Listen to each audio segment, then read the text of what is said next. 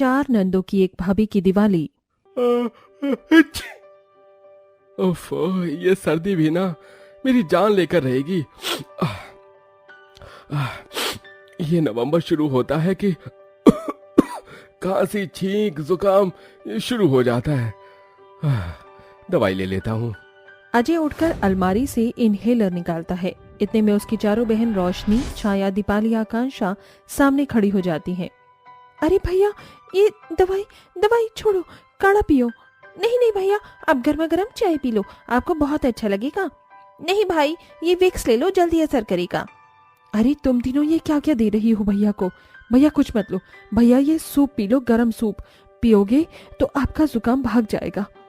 ओफ, वो तुम चारों भी ना, जरा सा छींकता हूँ कि चारों अपने नुस्खे लेकर सामने प्रकट हो जाती हो। अरे बाबा, मैं ठीक हूँ, छोटा सा जुकाम ही तो है, दवाई खाकर ठीक हो जाऊंगा। अरे दवाई की क्या जरूरत है, अब हमारे पास इतने सारे नुस्खे हैं, आप एक चुटकी में ठीक हो जाओगे। ओफ, तुम चारों कब तक मेरी चिंता करती रहोगी? अरे तुम चारों अब बड़ी हो चुकी हो, मुझे तुम्हारी शादी कर देनी चाहिए ताकि तुम अपना ससुराल संभालो, मुझे नहीं। वैसे भी मैं बड़ा हूं, फिर भी तुम चारों ने इस घर को संभाला हुआ है। आपने हमें संस्कार ही इतने अच्छे दिए हैं कि घर तो संभालना आना ही था, और इतना तो हम आपके लिए कर ही सकते थे। पर पहले आप हमारे लिए एक अच्छी सी भाभी ले आओ जो हमें भाभी माँ की तरह प्यार करे। मेरी बहनें बिल्कुल ठीक कह रही हैं। अगर मैं उनके लिए एक भाभी ले आऊंगा तो इन्हें भी राहत मिल जाएगी और वो इन्हें माँ का प्यार भी दे देगी। मैं तो काम पर चला जाता हूँ, कम से कम वो तो ख्याल रखेगी इनका। शादी के बाद तो मेरी बहनों को फिर से काम करना ही है। तभी आकांक्षा चुटकी बजाकर कहती है, ओ भैया, किन ख्यालों में खो गए? कुछ नहीं, अगर तुम्हारी इच्छा है कि मैं तुम्हारे लिए भाभी ले आऊं तो ठीक है, मैं शादी करने के लिए तैयार हूँ। ये बल्ले बल्ले, ओए शावा शावा, पियो पियो, खावा खावा। अरे इतनी बड़ी खुशी की बात है और बस बल्ले बल्ले? नहीं, छोटी छोटी बहनों के बड़े भैया अब बनने वाले हैं किसी के सैया। चारों बहन अपने भाई के इर्द गिर्द नाचने गाने लगती हैं। वहीं कुछ ही दिनों में अजय अपने पसंद की स्वीटी नाम की लड़की से शादी कर लेता है, जो कि थोड़ी अमीर और घमंडी किस्म की थी। चारों ननंद अपनी भाभी का गृह प्रवेश करती हैं। थू थू थू थू, नजर न लगे हमारी स्वीटी भाभी को, सच में स्वीटी भाभी बहुत सुंदर है। हाँ ये तो है, अब हम घर में वो नहीं होंगी, हमारी भाभी जो आ गई है। ये तो है स्वीटी, मैं चाहता हूं तुम मेरी चारों बहनों को माँ जैसा प्यार करो जिसकी वो हकदार हैं। वो दो। जी अजय, मैं कोशिश करूंगी कि ऐसा ही हो, मेरी चारों नंदे खुश रहें। आइए भाभी। फिर सब अपने कमरे में जाकर आराम करते हैं। अगले दिन घमंडी स्वीटी उठती नहीं है तो चारों नंद ही नाश्ता तैयार कर लेती हैं और दीपाली जगाने आती है तो वो हुक्म करके पहले बेटी मांगती है। सुनाई नहीं देता क्या? जाओ बेटी लाओ। शायद भाभी की अभी आदत नहीं हुई है, कोई नहीं, मैं चाय ले आती हूँ। फिर दीपाली बेटी लाकर देती है, जिसे पीने के बाद वो नहा धोकर तैयार होकर आ जाती है। भाभी आप आ गई? चलिए ना, आपके बहुत सारे शादी के तोहफे आए हुए हैं, उन्हें खोलते हैं। क्यों? मेरे तोहफों को तुम क्यों खोलोगी? ताकि तुम चारों नंदी मिलकर मेरी सामान को अपने कब्जे में कर लो। नहीं भाभी, आकांक्षा के कहने का ये मतलब नहीं था।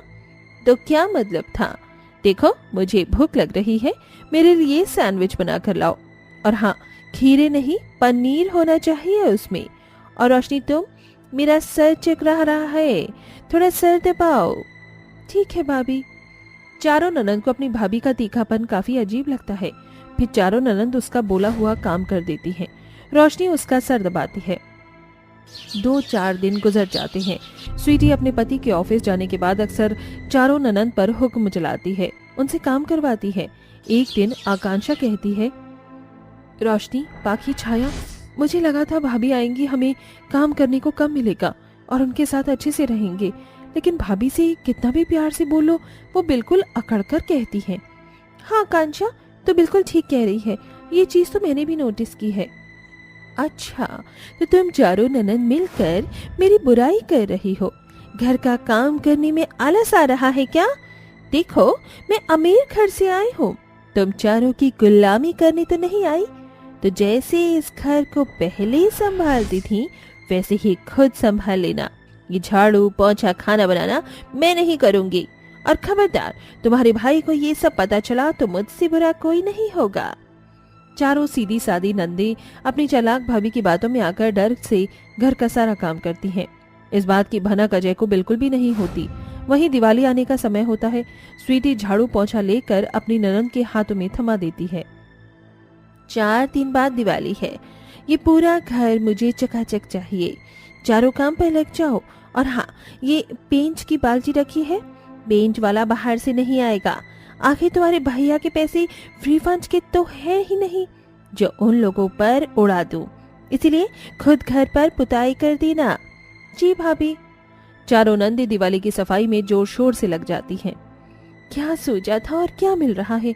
भाभी तो बिल्कुल भी हमारे साथ ठीक से पेश नहीं आती है, ऊपर से धमकी देकर घर का सारा काम करवाती है। हाँ, और खुद महारानी की तरह रहती है। अगर भैया को पता चला तो भैया को कितना बुरा लगेगा, सोचा भी है? वो तो है, पर क्या कर सकते हैं। अरे ऐसे मरे मरे हाथ चलाकर आज का पूरा दिन बर्बाद कर दोगी क्या? अभी पेंच भी करना है और दिवाली की सजावट भी तुम चारों ही करोगी। जी भाभी। उस दिन चारों ननंद मिलकर घर की कोने कोने की सफाई करती हैं। अगले दिन पेंट करती हैं। पूरा दिन उसमें ही चला जाता है और धनतेरस वाले दिन दिवाली की शॉपिंग करके घर को दिया और लड़ी से सजाती हैं। अरे वाह, ये घर तो बहुत सुंदर लग रहा है। किसने सजाया? ये अजय, मैंने ही सजाया है पूरा घर। हाँ, पर थोड़ी बहुत मदद मेरी प्यारी प्यारी नंदों ने भी की है।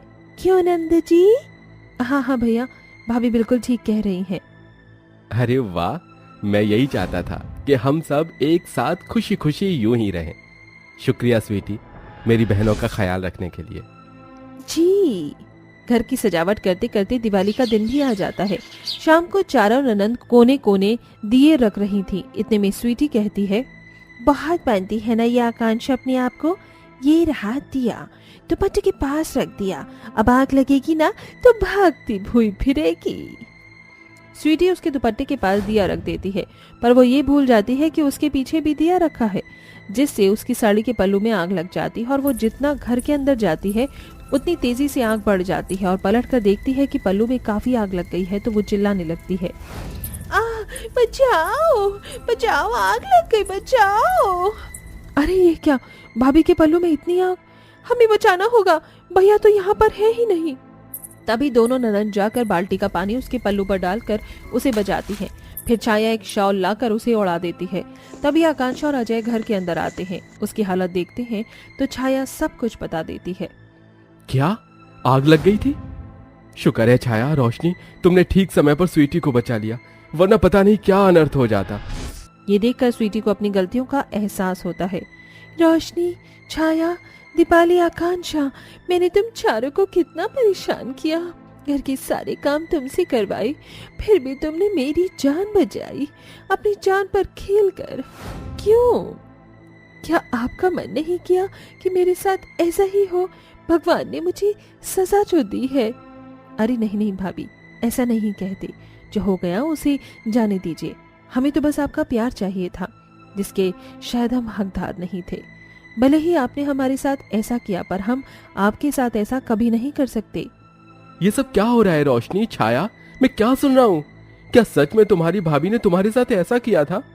क्यों स्वीटी? मुझे तो लगा था तुमने मेरी बहनों को एक माँ का प्यार दिया होगा, क्योंकि माँ बापूजी के जाने के बाद मैंने भी उन्हें ठीक से कभी टाइम नहीं दिया। मुझे माफ कर दीजिए अजय, घर गृहस्थी परिवार का प्यार क्या होता है ये मैं पहले नहीं जानती थी, लेकिन अब मुझे अच्छे से समझ आ गया है। मुझे अपने किए का पछतावा है। आप सब मुझे माफ कर दीजिए। अब मैं अच्छे से घर संभालूंगी और अपनी नंदों को बहुत प्यार दूंगी। जब आपको अपनी गलती का एहसास है तो फिर माफी किस बात की? भूल जाइए, आज दिवाली का त्योहार है, मिलकर दिवाली मनाते हैं। इस तरह सब कुछ ठीक हो जाता है। फिर स्वीटी अपनी प्यारी नंदों के साथ मिलकर दिवाली की पूजा करती है। उनके साथ हंसी खुशी से पटाखे जलाकर दिवाली मनाती है। काली बहू के लंबे बाल। अरे ओ सोनल, कहाँ मर गई? आज भूखा ही मारेगी क्या? आई माँ। खाना बनाने में कितना टाइम लगता है? खाना बना रही थी या पहाड़ तोड़ रही थी? माँ, इसे अपने लंबे काले बालों को संवारने से टाइम मिले तो ये घर के कामों पर ध्यान दे। पूरा दिन तो ये अपने इन बालों को संवारने में लगी रहती है। नहीं माँ, ऐसा नहीं है। चुप कर, तुझसे तो बस जुबान लड़ा लो। ये काम तू बहुत अच्छे से करेगी, बाकी कामों पर तो तेरा ध्यान ही नहीं जाता। एक तो अपनी माँ को खा गई, ऊपर से हमारे पल्ले पड़ गई। ना तो शक्ल अच्छी है ना रंग, न जाने कौन तुमसे शादी करेगा। सोनल अनीता की सौतेली बेटी होती है और सोनल के पैदा होते ही सोनल की माँ की मृत्यु हो जाती है, जिस वजह से सोनल के पिता को अनीता से शादी करनी पड़ती है। सौतेली बेटी होने की वजह से अनीता सोनल को बिल्कुल पसंद नहीं करती है। सोनल रंग रूप में बहुत ज्यादा काली होती है, लेकिन उसके लंबे काले बाल बहुत सुंदर होते हैं। माँ, मुझे थोड़े पैसे चाहिए, मुझे कॉलेज की पढ़ाई के लिए कुछ बुक्स लेकर आनी है। तेरी माँ क्या यहाँ कोई खजाना छोड़ गई थी? तुझे पाल रहे इतना ही काफी है, और तू ये पढ़ाई करके करेगी क्या? तेरी शक्ल को देखकर तुझे कोई जॉब तो देने वाला है नहीं, और शायद ही कोई तुमसे शादी करेगा। तो इससे अच्छा घर के कामकाज पर ध्यान दे। घर के कामकाज अच्छे से आते होंगे तो शायद कोई तेरा हाथ थाम ले। अनीता की ऐसी बातें सुन सोनल की आंखों में आंसू आ जाते हैं। अनीता सोनल को ताने दे रही होती है कि तभी वहाँ अनीता के पिता मोहन आ जाते हैं। अनीता, तुम अपनी आदतों से बाज नहीं आने वाली हो ना। सोनल तुम्हारी सगी बेटी नहीं है, तभी तुम उसके साथ ऐसा बर्ताव करती हो। तुम एक माँ हो, एक माँ होकर तुम उसके साथ ऐसा बर्ताव कैसे कर सकती हो? मुझे आपका प्रवचन सुनने का कोई शौक नहीं है। आप अपने प्रवचन अपने पास ही रखिए। तुम्हें बोलना भैंस के सामने बीन बजाने की तरह है। खैर छोड़ो, मैं तुम्हें यहाँ ये बताने आया था कि मैंने सोनल के रिश्ते की बात की है। उनको हमारी सोनल पसंद आ गई है। इसी महीने में सोनल की शादी है। तुम सब शादी की तैयारी करना शुरू कर दो। अपने पिता की बात सुनकर सोनल बहुत खुश हो जाती है। सोनल अपनी शादी से बड़ी ही खुश होती है। देखते ही देखते कुछ दिनों के अंदर सोनल की शादी रोहित से हो जाती है। शादी के बाद सोनल अपने ससुराल जाती है। अरे देवरानी जी, इतना लंबा घूंघट, इतने लंबे घूंघट करने की कोई जरूरत नहीं है। हम सब बहुत मॉडर्न हैं। इतना बोलकर माया सोनल का घूंघट ऊपर करती है। जैसे ही माया सोनल का घूंघट ऊपर करती है, माया को लगता था कि उसकी देवरानी भी उसकी तरह ही सुंदर होगी, लेकिन सोनल का काला रंग देखकर वो बहुत हैरान हो जाती है और कहती है, ये क्या माँ जी, आप रोहित के लिए इतनी काली पत्नी लेकर आए हो? हमारे रोहित में ऐसी बात की कोई कमी तो थी नहीं जो आप उसके लिए ऐसी पत्नी लेकर आए हो। माया, ये तो कैसी बातें कर रही है? गोरे और काले रंग में भेदभाव क्यों कर रही है? हम सबको भगवान ने ही बनाया है। माँ जी, ये आप कैसी बातें कर रही हैं? ऐसा लग रहा है जैसे कोई सफेद कबूतरों में काला कौवा आ गया हो। भाभी, सोनल मेरी पत्नी है और वो जैसी भी है मुझे वैसे ही एक्सेप्ट है। वाह वाह देवर जी, मैं तो आपके लिए ही बोल रही थी, लेकिन आप तो मुझ पर ही चढ़ गए। मैं इसे कभी अपनी देवरानी नहीं मान सकती। आपको जो रिश्ता रखना है आप रखिए, लेकिन मुझे इससे कोई भी रिश्ता नहीं रखना है। इतना बोलकर माया वहाँ से चली जाती है। माया का ऐसा बर्ताव देख सोनल की आंखों में आंसू आ जाते हैं। Sonal, I am sorry, please तुम भाभी की बातों का बुरा मत मानना। कोई बात नहीं रोहित जी, मैं धीरे धीरे उनके दिल में अपने लिए जगह बना लूंगी। माया को अपने गोरे रंग और खूबसूरत होने पर बहुत घमंड होता है, इसलिए वह सोनल को बिल्कुल भी पसंद नहीं करती थी। माया हमेशा ही घर के सारे काम सोनल से करवाया करती थी और खुद आराम करती थी। मालती बहन, तुम तो बड़ी छुपी रुस्तम निकली। छोटे बेटे की शादी कर ली और हमें बताया भी नहीं। ऐसा नहीं है विमला बहन, शादी थोड़ी जल्दबाजी में हुई, इसलिए हमें किसी को बताने का कोई मौका नहीं मिला।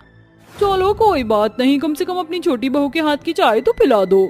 क्यों नहीं, ये भी कोई बात है बोलने वाली। सोनल बहू, जरा 2 कप चाय तो बना कर ले आ। सोना जल्दी से चाय बनाती है और अनीता विमला के लिए चाय लेकर आती है। सोनल के हाथ की चाय पीकर विमला बहुत खुश होती है और उसकी बहुत तारीफ करती है।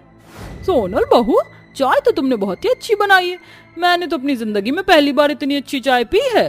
सोनल की तारीफ होते देख माया उससे जलने लगती है और कहती है, रंग रूप तो है नहीं अच्छा, कम से कम चाय तो अच्छी बनानी ही पड़ेगी ना। ये तो कैसी बातें कर रही है? अपने गोरे रंग पर इतना घमंड मत कर। सिर्फ रंग रूप भी सब कुछ नहीं होता, इंसान की सीरत भी देखी जाती है। और अगर तेरी नजर में रंग रूप का सुंदर होना ही सब कुछ है, तो सोनल के बाल देख, कितने खूबसूरत, लंबे और काले हैं। और अपने बाल देख, ऐसा लग रहा है जैसे किसी चूहे ने कतर दिए हैं। अपनी ऐसी बेइज्जती होता देख माया को सोनल पर बहुत गुस्सा आता है, जिसके बाद माया गुस्से में कमरे से कैंची लेकर आती है और सोनल के बाल काटने लगती है। भाभी, ये आप क्या कर रही हैं? प्लीज मेरे बालों को छोड़ दीजिए। इन्होंने आपका क्या बिगाड़ा है? आप प्लीज मेरे बालों को मत काटिए। बड़ा घमंड है ना तुझे अपने इन काले बालों पर। आज तो तेरे इन बालों को ही मैं काट दूंगी। तेरे इन्हीं बालों की वजह से आज मेरी बेइज्जती हुई है और माया को अपनी बेइज्जती बिल्कुल बर्दाश्त नहीं है। माया सोनल के बाल काटने ही वाली होती कि तभी वहाँ पर सोनल का पति रोहित आ जाता है। अपनी भाभी को अपनी पत्नी के साथ ऐसा बर्ताव करते देख रोहित चिल्लाते हुए कहता है, भाभी ये आप क्या कर रही हैं? आपकी हिम्मत कैसे हुई मेरी पत्नी के बालों को काटने की? तुम्हारी इतनी हिम्मत कि तुम मुझ पर चिल्लाओ। भूलो मत मैं तुमसे बड़ी हूँ और इस घर की बड़ी बहू हूँ। लेकिन माया तूने घर की बड़ी बहू होने का कोई फर्ज नहीं निभाया है। जब से सोनल इस घर में आई है तब से वही घर की सारी जिम्मेदारी सोनल संभालती है। तूने कभी भी सोनल के साथ अच्छा बर्ताव नहीं किया। हमेशा तूने उसे ताने दिए, नीचा दिखाया और आज तो तू उसके बालों को काटने पर उतर आई। तू इस घर में रहने के लायक नहीं है। तेरी वजह से मैं अपनी दूसरी बहू की जिंदगी को खराब नहीं करूंगी, इसलिए तू अभी का भी ये घर छोड़कर यहाँ से चली जा। माँ जी, ये आप क्या कर रही हैं? माया भाभी इस घर की बड़ी बहू हैं, आप उन्हें ऐसे घर से नहीं निकाल सकती। गलती मेरी है। मैं जब से इस घर में आई हूँ तब से ही इस घर की सारी सुख शांति चली गई है। जाना है तो माया भाभी को नहीं बल्कि मुझे जाना चाहिए।